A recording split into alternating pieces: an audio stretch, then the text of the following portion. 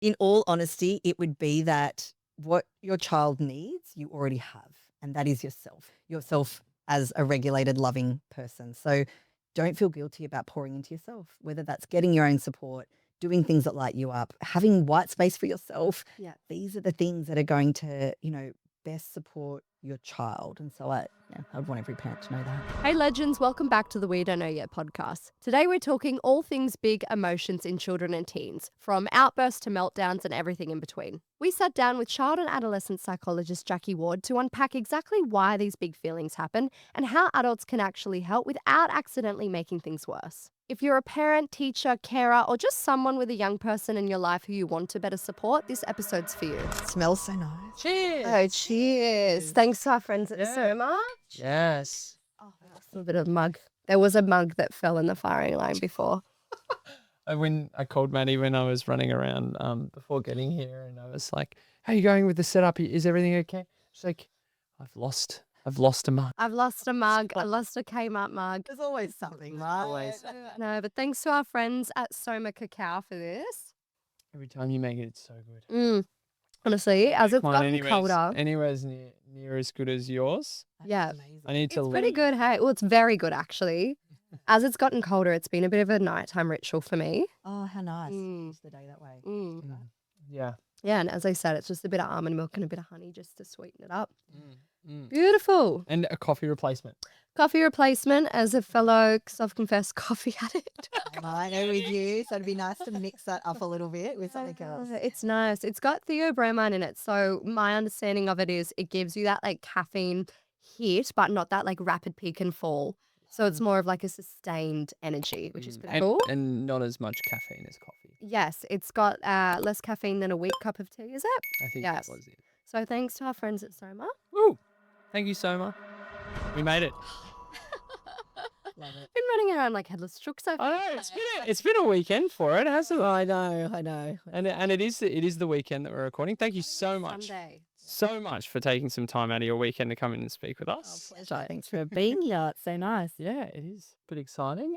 We have a pretty exciting guest on with us today, as you all would have heard through the introduction. Jacquie, welcome.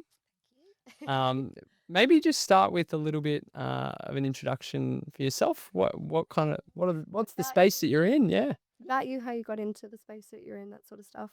Sure. So, first of all, so nice to be here with you both. Thanks for having me. So I am a psychologist. I work with children, adolescents and their families, both across private practice and a special school setting as well.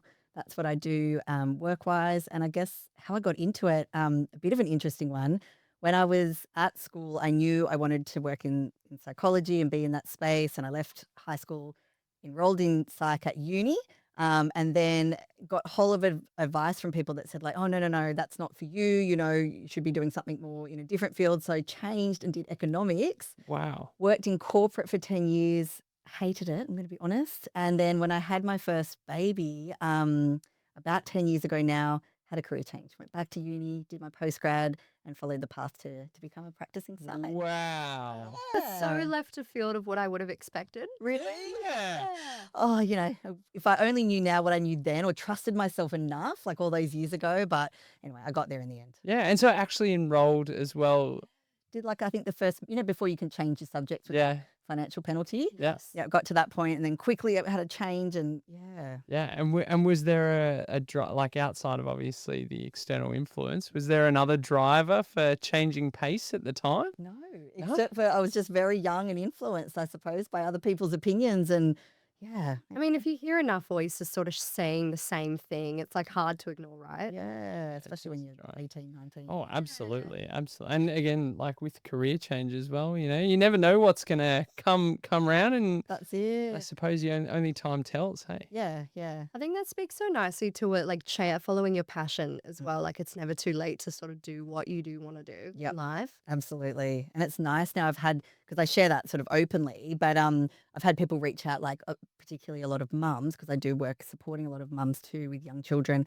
And they're like, oh, I want to do this, but, is it too late? I'm like, absolutely not. The time's going to pass anyway. Yeah. So, yeah, I really think it's always worth pursuing. I think as well, going back to uni when you do have a bit more life experience is probably better than like fresh out of high school. You're like, oh, I'm just doing this because Yes. maybe not like appreciating it as much. Yeah. Yeah. And I think that's true for work in psychology as well. I think having a bit of life experience probably served me well through that too. Yeah, yeah. And I guess what sort of led you down the path of working quite exclusively with like children and adolescents and their families? Yeah, it was always an interest, even back when, when I was much younger, I knew I wanted to work particularly with children. While I was studying too, I worked as a play therapist, and that was always like a personal interest in developmental psychology. So it just seemed the organic path to follow. Yeah, and I don't actually know the exact pathway to get where you are now working with children so closely. Is there further study and stuff like that that you actually have to go on and do? There's a lot of different pathways. So you're definitely not alone in thinking, how does that plan out? So to become a registered psychologist, there's a number of pathways in Australia. Basically, I just chose electives and did work that supplemented that interest in developmental psych. And so organically, that's where it led. Yeah, amazing. And I guess today, as we sort of shared at the start, we're talking, quite exclusively. I know I said that word before about, how big feelings and big emotions can really emerge in children and teenagers. And I guess for any parents listening, how they might navigate that if they are dealing with that day to day. Yeah, yeah. I'm going to be completely honest and say that they're my favorite clients to work with.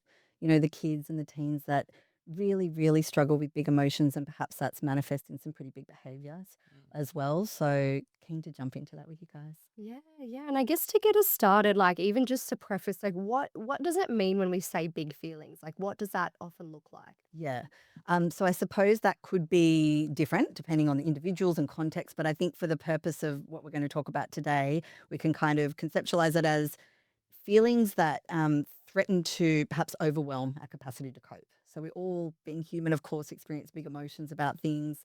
But I think when we get into this today, what we're really talking about is the times when our ability to manage those perhaps is less than the intensity of what we're experiencing. Right. Yeah. Okay. Okay. And how might, I guess, that sort of emerge, I guess, for parents, sort of, obviously with children or teenagers? Like what might be some common scenarios, so to speak? Yeah, sure. So I will say for anyone listening that this is absolutely the number one thing that clients and children and teens are referred to me for.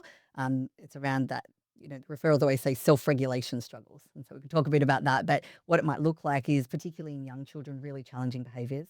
So that can be externalizing things like parents that come in and say like, we've got holes punched in walls, or, daily big behaviors at school, hitting, kicking, punching, that sort of thing for teens. Definitely that can present sometimes, but we also see the internalizing side too, where it's less about the outward expression of it and just struggling with big feelings. Yeah, and I was about to say, like, it'd be so complex because, like you said, not every symptom is always external, right? You can't always, and with kids, especially at different stages throughout their journey, communication side of things, they're still not quite advanced in that landscape as well, right? Yeah, you're absolutely right. And that's often is the case. Sometimes I feel in a way the externalizing ones are easier because we can see it. The distress is there and it's so apparent that there's struggle. But on the flip side, the internalizers, which can look like, just for clarity, intense anxiety, can look like, withdrawal or, emotional struggles where they hold everything in, sometimes leads to self-harm too. That can be hard to pick up, particularly for kids that aren't reaching out for help. Yeah, and They're good at sort of like putting that wall up. Yeah. And I was going to say as well, even to know the difference between what that looks like versus even just being shy or being like a little bit more reserved or being a little bit more introverted, right? Yes, absolutely. Where it clicks over from the threshold, I suppose, what's normal, because developmentally we all go through struggles, right? And, Yeah. some of us temperamentally are more reserved, and that's fine. But when it clicks over into the point where it needs extra support. Yeah. Okay. Yeah, yeah. And I guess why does that sort of age group, like children and teens, find those emotions so difficult to manage? Is there any particular reason? Mm. I guess on a really broad explanation of it is that it's actually the way humans are. Like, we don't come with a factory setting where we can cope with big emotions from birth, That'd right? be nice. Yeah, wouldn't it? Just calm everything down really well. Skills, right? But no, we're not, biologically designed that way. We actually are designed to develop that capacity as we grow. And so for kids to struggle with these things, and teens even at times, is actually normal. And it's, self-regulation is a skill that we need to grow and develop. I can imagine rather as well, like if they're not necessarily shown those emotional regulation skills from birth or throughout their childhood, it is, it's hard for them to know what to draw on or how to utilize them. Absolutely. Absolutely. It's such a big part of it. And what are the typical kind of ages that you tend to see some of this stuff pop up in? Because as well, like I'm picturing that sometimes it can be driven by that age bracket to age bracket and different stages of life kind of thing. Yeah, there tends to be a bit of a peak in um, like referrals of the clients that I see around starting school age. Okay. Because often prior to that, kids have been at home or at preschool, and parents and caregivers can kind of manage things a lot. But when they start school, it becomes really apparent that perhaps they're not at the same place as their peers in terms of their ability to cope with big emotions. That said, it's not exclusively at that. We see them all through primary school, and then of course in the teenage bracket where again, emotions tend to really surge along with hormones and, more complex social lives and things. We see another spike in people needing as extra support then. Yeah, I was about to ask, do you think hormones play a bit of a role in that? Absolutely. Yeah. Absolutely. I mean, it's such a volatile time. I think when we're growing up around that age and, the emotional challenges go hand in hand with that, I think. Yeah. Would you find that the like you said, that kind of clicking point or that turning point tends to then be around that transitional period where they are moving from that kind of primary school aged up into those teenage years? Yeah, so that's like a perfect way to think of it. I think the transition times would be the peak times, whether they're transitioning out of kindy preschool into big school, primary school, and then into high school as Yeah, well. as well. Yeah. Okay. Yeah. I feel like this could be a whole nother rabbit hole in of itself, but We love rabbit holes. when things like, I guess generalized anxiety disorder or ADHD or autism come into the picture, does that complicate things even further? Absolutely, because with those things comes a compromised ability to sometimes cope with big emotions too. I mean, ADHD is a perfect example.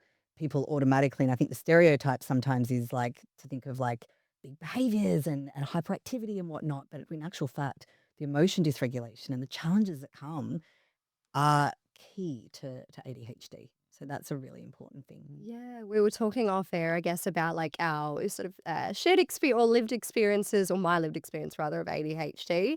I definitely grew up feeling all of the feels, like a big empath, like crying at TV ads and things like that. Things that other people wouldn't cry, but I'm just like, I feel that so deeply. Yeah, Yeah. yeah. I describe it to my clients as sometimes you feel everything in Technicolor. So Yeah. you have big joy, big excitement, I'm sure, but then with that too, big struggle with stuff that's hard. Yeah. Mm. And I think as well, like we were talking a little bit about your past experiences too, and how like a lot of the time, whilst you were having those big emotions, you were also really good at masking a lot of that stuff. Yeah. Yeah. Do you see a lot of that masking effect as well come through the Well, doors? what's your even, just sorry to add to that, Yeah. what's your even take on the whole, I guess, term of masking? Yeah. Yeah, so absolutely, we do see it. I see it most predominantly in practice in young females, particularly adept at masking, and I think that is too a rabbit hole we could go down. But just 100%. just to speak broadly about that, I mean the gender differences in terms of what's expected and what's rewarded, and even like the way we're socialized, all of those things. Young females are really hyper aware of the way that they're perceived and whatnot. So I get a lot of families come to me and say like, "There's no problems at school. School's everything's perfect. She's thriving in school." But at home, we're seeing, oh my gosh, like so much dysregulation and so much anxiety and whatnot. In actual fact, it's all there at school, but there's just a superhuman effort to put on a game Keep their face. shit together. Yeah. Yeah. Okay. And I feel like this leads nicely into the next kind of like little area there, which is why do you think a lot of the time we see it at home versus like in those settings then? Yes, I think because at home there is a sense of safety there, psychological safety, to drop your guard or sheer exhaustion. Yeah. Masking all day at school or work or wherever you are, that's going to come to a point where that's not sustainable. And often it's when people get home and take off their metaphorical mask and they're like, ah, and it all just drops there. Comes down. Yeah. And I guess if we're sort of looking at those, big emotional meltdowns or explosions, whatever we want to call them, what actually happens in the brain during those times? Such a good question, because I think this can be a bit of a light bulb thing for parents or caregivers. So we actually know that when we're in a state of dysregulation, and I know I saw a previous guest on your podcast talk about the window of tolerance. I love Yes. that concept. So to reference that, we all have a window of tolerance in which we're regulated and connected. We're able to, speak and learn and be, pro-social.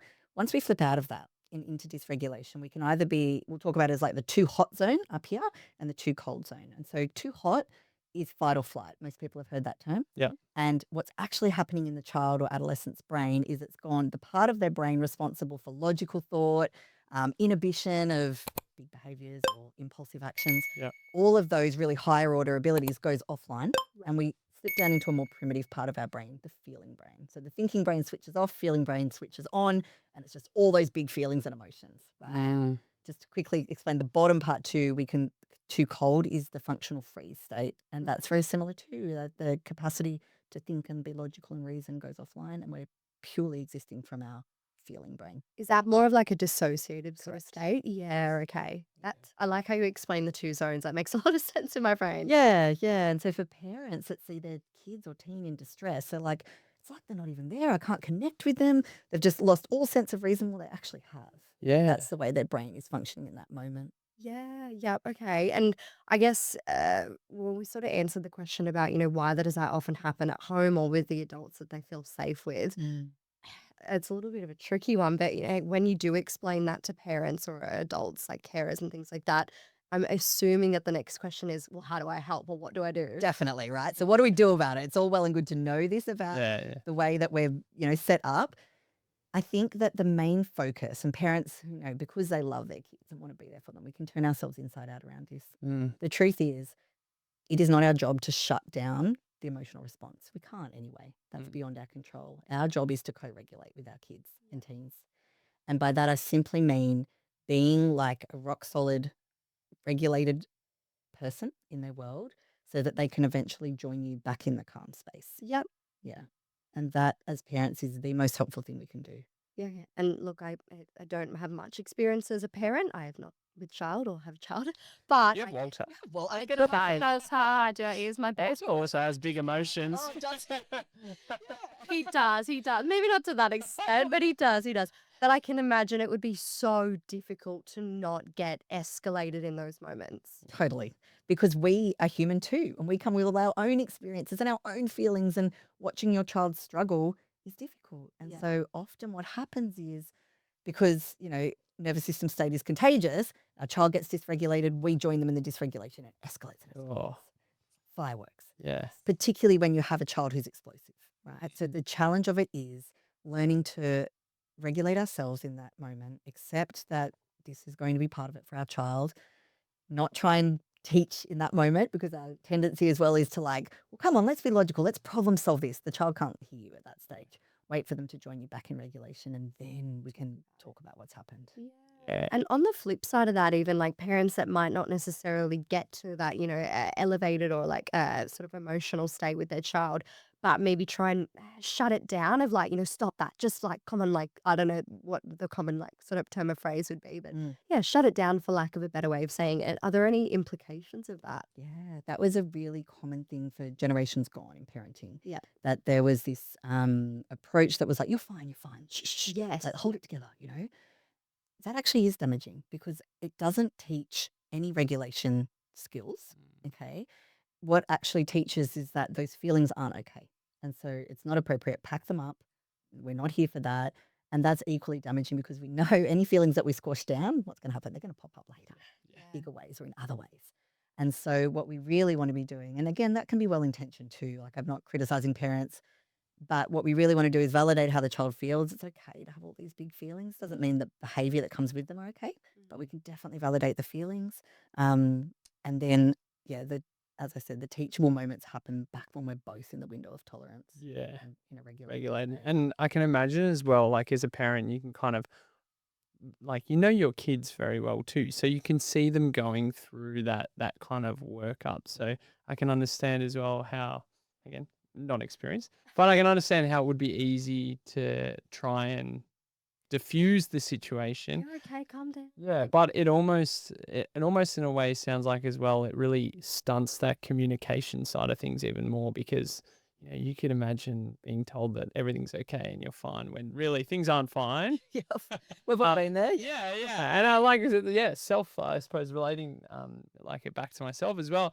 I know, like when I'm being told that things aren't fine, I'm like, who you think you are? You don't know me.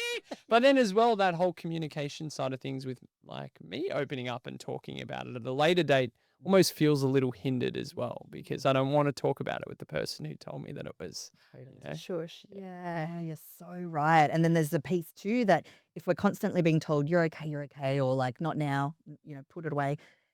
Children that are still developing and figuring all this stuff out, part of them's like, well, clearly I don't feel okay, and yet they're telling me I'm okay, so it must be something in me. Kids will never ever put that back on the older person. It's always they internalize something's wrong with me and my ability to manage all of this, and so it's internalized. And Can see that that would be quite damaging to like self-esteem and confidence and things like that. yeah, you got it for sure. Just brought a little bit of a personal flashback to me when you were saying older generations, not my grandparents, but their parents. They always sort of, my grandparents often talked about how their parents would say that children should be seen and not heard. Oh, Like, I yeah. hate that saying. What a gem, hey? Can you imagine? Oh. I know. There was and I'm going to nerd out now on psych stuff, but there was like this behaviorist psychologist. I'm pretty sure it was Watson. And you could actually find the text where he wrote a book for parents and recommendations. And it was like, do not hug or kiss your child too much. Do not put them on your lap. And like, that was the advice. So you can see how generations gone, our grandparents and their grandparents, they were acting on what professionals were telling them. Right? Yeah. Yeah. Heartbreaking. How times have changed for the better, it sounds like. Thank goodness, hey? 2 words I'm sure you hear quite a lot of from parents in practice would be, I'm assuming, tantrum or meltdown or meltdown. Are they the same? they probably get thrown around very interchangeably, right? Absolutely. Absolutely. And I love this question because I think understanding the difference can be like an unlock for parents too. So, absolutely, they get used interchangeably, but equally, they're two very different things. The confusing thing about it is they can look the same. So, they can look like on the surface kids crying, throwing themselves on the floor, screaming, really, really dysregulated. Where we can tell the difference is what's going on underneath. So, a tantrum we think of as like goal directed behavior. And I guess the classic example of a child being in a toy shop, for example, and wanting a toy, right? And so the goal is to get the thing, whether it's a lolly in the food shop or a toy in the toy shop. And so it can lead to all this behavior. What we see though is when the child reaches the goal or gets the thing is that there's a shift in gears and, they come back to regulation. They're like, oh, I've got it now. Good, right? Yeah. Okay, so that's developmentally appropriate. No judgment on kids for that. That's what they're built to do, that Yep. kind of thing. Seek toy. Yeah, right. Seek dopamine hit. Versus a meltdown, we can think of as like a crash in the nervous system. And that's when our ability to manage the big feelings doesn't match. So our strategies and ability to cope with the big feelings doesn't match the intensity of them. Yep. And so it's not performative nor manipulative. Often it's also really unintentional, but we see a complete meltdown and an inability to cope. And so the reason it's so important, and we can kind of understand, is that a child that is behaving in this way because of meltdown versus, wanting something, it's two very different experiences. And even just to sort of draw on, I guess, a practical example of what a meltdown might look like for parents, I'm imagining it's very different, obviously, based on the child. Mm. But is there a common scenario you often see? Yeah, it's essentially like that experience we talked about with kids that, hold it together all day at school and then get home, and it can be anything behaviorally from explosive behaviors to screaming to like crying on the floor uncontrollably. That can be meltdown, and often it does go on for some time before they're able to move through that and come back to a state of regulation. Yeah. And what you were saying earlier, and that, like, sort of just letting them go through that emotional process or journey is often the best thing that you can do. Yeah. Once we hit like a critical point, there is actually no coming back from it. Yeah, it's like we are go, go, go. We're in it. We're in the trenches. Uh, So being there for them through that, there's nothing you can say, no script I can share that's going to wave a magic wand. It's a matter of just being present and holding space for them, through that experience, so that when they do come down the other side, inevitably, we're there for them. Yeah. Yep. And, does that meltdown look the same in teens or does it shift as they get older? It can. It's so individual, but absolutely, teenagers are not immune from this. In there, we talked about the cocktail of hormones and, complex social lives, and often teens' inner critic gets really loud too, really, really amplified in the teenage years. So all these factors playing into it. So it can look different, or it might look like behaviors of concern, like self-harm, or other things that come up for teens. But the response is the same. The need for co-regulation doesn't diminish just because they're teenagers. Yeah, absolutely. Yeah. As I guess if we're sort of looking at that context of a meltdown, again, everyone's different, but would there be any common sort of warning signs that you are sort of they're escalating towards that boiling point, so to speak? People say like, oh, it's like they go from 0 to 100, but it's never the case. Yeah. It's always an escalation. So the key is knowing your child and their warning signs. For Yeah. some, you'll see, an impatience or irritability kind of spark up. For some, it's that their anxiety spikes and they start to really ruminate or worry about things. So I think it's a matter of really tuning in and to our individual child, and coming to know their warning signs. And like you said as well, like with their emotions, sometimes their emotions are quite external.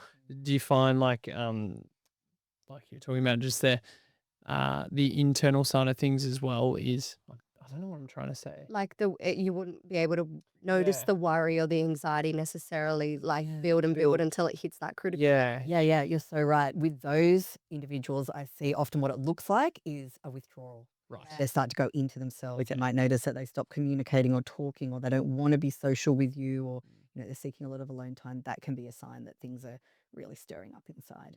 And is there anything that parents can do to help prevent it getting to that boiling point, or is it sort of just like riding the wave? Once we reach critical point, it's riding the wave. But before that, there are things. So we can, the most helpful thing I think for parents is keeping the door open, saying, sometimes kids won't want to talk, teens won't want to talk, but letting them know that we are there as a non-judgmental, loving presence is the best chance you've got at getting them to open up.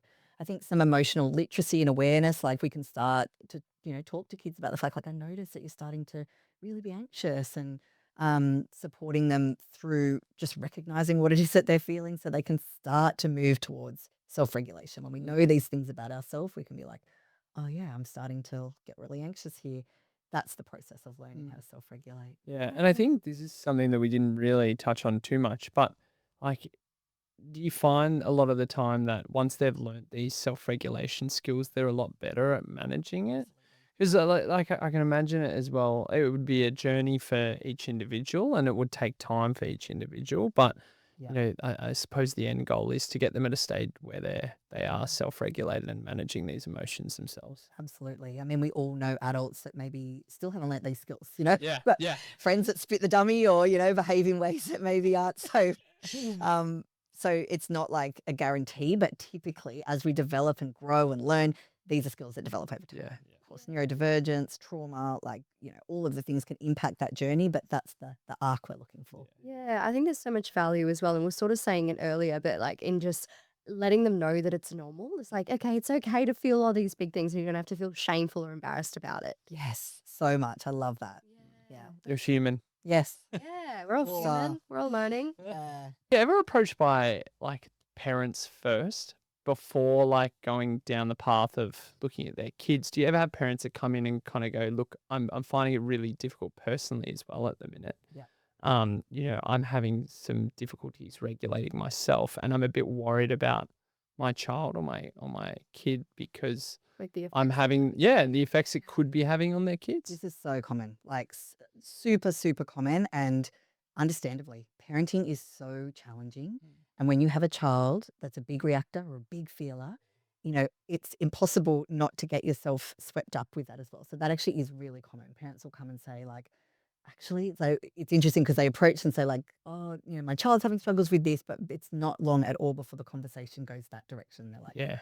and I hate it that there's sometimes shame with that, Yeah. because these parents that are reaching out are the most loving parents with the best intentions of supporting their children. So really, there should be no shame in that. Yeah. And they're coming in the first place, right? Like they want to try and help. There's something there. And like is it something that like you would work with them on in terms of like unpacking some stuff on their end too? Yeah, absolutely. Sometimes I'll even say, like, majority of the time, actually, particularly when we're talking about young primary school age children, Yeah. I don't need to actually even meet the child. I can talk with you about what's happening in the family dynamic and your interactions. And there's so much great work that could be done on that side before we even, begin to look at what might be going on for the child as well. Yeah, and just going back to what you were saying before in terms of that window of tolerance concept, Is that a strategy that a lot of the time then you would be trying to implement with the parents in this Definitely. situation? Definitely, because when we look at parenting now, it's unprecedented in terms of the amount of stress and parents, Yeah. right? Just oh gosh, we could talk about there's so many Oh influences. yeah. Everyone wants to be perfect, but there is no perfect, Yeah. right? Yeah, that's literally one of the first things that I talk about. Circle of Security, which is a brilliant organization, they have this great stat I often cite to parents, which is that they did all these studies, and essentially we need to be attuned with our kids 30% of the time. I think parents these days feel like it's got to be 98, 99% of the time, then 1% that we're off. But it's not the actual case. For healthy attachment and relationship, 30% is Mm. the baseline.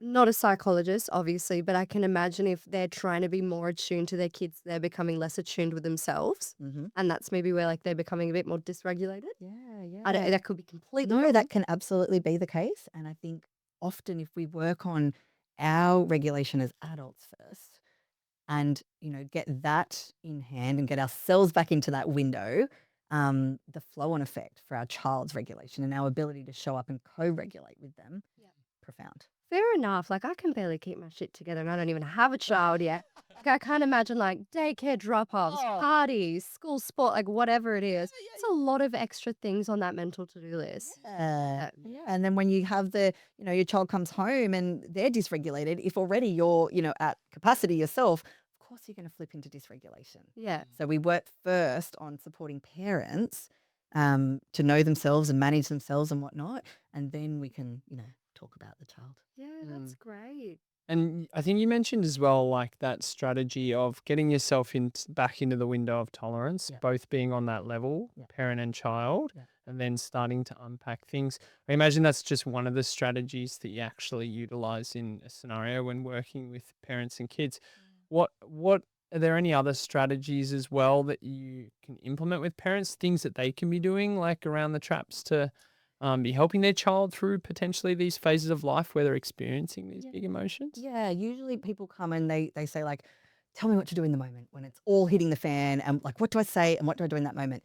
That's such a tiny piece of it. In Yeah. actual fact, the work happens outside of that, And so, while definitely the strategies for managing those intense moments, all the really good work that's going to change things long term and set our kids up ultimately for really healthy ability to regulate themselves happens in moments when we're calm. And so we talk to families about lifestyle things and just how emotions are dealt with and communicated about, how we model for our kids ourselves, how we handle tricky things, because we're all going to have hard days, right? Mm. But when Oh, it yeah. becomes part of your I talk about family culture, that all emotions are okay and here's how mum and dad handle it, or whatever, that's what changes trajectories. Yeah, wow. Okay. Yeah. And on top of that as well, like I was just going to say, we've done some episodes now on burnout from like our own Like a perspective as clinician adults. perspective. Yeah, yeah. Mm. And do you find like with kids there is a bit of a limit? Because when I was a kid, I think back to when I was a kid, I was doing everything under the sun, You right? Like, strike me as an extracurricular. oh, there was extracurriculars everywhere, right? But just like thinking about you talking about lifestyle and some of that side of it, there's the fundamentals I think a lot of kids have these days, which is your school and your sport and your musical instrument and a lot of the time, early through those early years, you're trialing lots of new and different things. Is there any guidance around like lifestyle for kids in this scenario where they are experiencing these big emotions? Does that burnout kind of play any role in the earlier ages? It absolutely can. I think that if we're going to talk about this, the key thing is leaning into your child Yes. temperamentally and their capacity for this sort of thing. Because some kids, maybe you as a kid, maybe you thrived on all of that, and I know that there's kids that do, but there'll be plenty of others that need a whole lot more white space in their Yes. case too. When we talk about highly sensitive children too, they need downtime. They need white space of doing what looks like nothing, but it's actually them resetting, recalibrating. So I would lean into your child, your capacity as the adult to cope with that too. I know plenty of mums that feel like this is all stuff they should be doing. And that's sort of looking to sort of tune out what actually works for you, your child, your family, versus all the things you think it should be happening. Yeah. We compare sometimes too, don't we, in today's day and age? It's been the biggest development of the social landscape is, Yes. you can see what everyone's doing on Instagram and Those, like, Facebook. parent influencers on social media as well, which I actually find really interesting. But I can imagine if they're like showing what a day in their child's lives looks like, so like that comparison element can come into play. Yeah. Absolutely. Yeah. Wow. Yeah, and I can imagine when you were saying with the like sort of white space, like if little Tim is more introverted than Susie or whatever, like going from school where they've had to interact with teachers and kids, and then going straight into sport or whatever after school activities, like that's not much time for them to just like, yeah, Decompress. Absolutely. And it's interesting looking at my own 3 kids who have all been brought up in the same environment with the same style of parenting and whatnot. 2 of them really need that downtime. They Yeah. could not flip straight out of school into an after school activity. One loves it. I could literally pick him up and be like, your boardies are in the back, we're going to the surf, or, going to swimming lessons, whatever. He's like, okay, fine. The Yeah. other 2 need to come home to, have something to eat, to reset before we could even do that. Without doing that, it's a surefire disaster. Like it will end in dysregulation 10 out of 10 times. Yeah, right. And I guess from today, is there anything that you haven't, or that we haven't talked about, or that you haven't sort of shared that you kind of wish every parent knew? Yes. It's a tricky one. It's so many things. There's One so much. thing. In all honesty, it would be that what your child needs, you already have, and that is yourself. You're self-regulated, so yourself as a regulated, loving person. So don't feel guilty about pouring into yourself, whether that's getting your own support, doing things that light you up, having white space for yourself. Yeah. These are the things that are going to, best support your child. And so I'd want every parent to know that. Yeah, it speaks so nicely to the whole like you can't pour from an empty cup sort of thing. That's it. Even like from my end on like a professional sort of side of things, working with a lot of mums who often disregard their own health and well-being for so long. And like, finally end up coming to, wanting to work on themselves and empower themselves. Like it is so nice. So nice. I meet mums, like parents and caregivers generally astound me with their ability just to like look for solutions and be resourceful for their kids. And they will literally do anything under the sun. And yet when you look at them and what they're doing for their own well-being, it's they're running on fumes, And so I think that that's worth stopping and reflecting on and just seeing how we can, recalibrate that a bit. Yeah, like you're not selfish for taking time for you. If anything, it's actually going to have a really nice flow-on effect. Absolutely. Yeah, it's amazing. With the just on the last kind of semi-closing note, do you think people are kind of like looking for preventative ways to kind of manage a lot of these situations more and more these days? I think access to mental health services is tough at the minute, and like we've had a lot of conversations with people and Rashida Yes. about what kind of we would like to see from the perspective of those mental health services being more readily available. But in an environment like this, do you find people kind of crying out or looking for those preventative steps before it kind of gets to the point where it's really turned into something that they need to then manage? Or Yeah, I think that with the sheer volume of information that we all have access Yeah. to now, people are really amazing in terms of seeking out those preventative things and looking for, remedies before it gets to crisis point. Absolutely. And that's something I couldn't encourage, strongly enough. I think there's so much value in that. So, yeah. Crazy. Thanks so much for listening. We hope that you found something helpful from today's chat with Jacquie. If you're keen to learn more about Jacquie or even to get in touch, you can find all of her details in the show notes. And as always, if you enjoyed today's episode, it would mean the world to Zeb and I if you could hit that subscribe button, leave a rating or review, or even send it to someone who might also find it helpful. Thanks again for listening, and we'll catch you next time.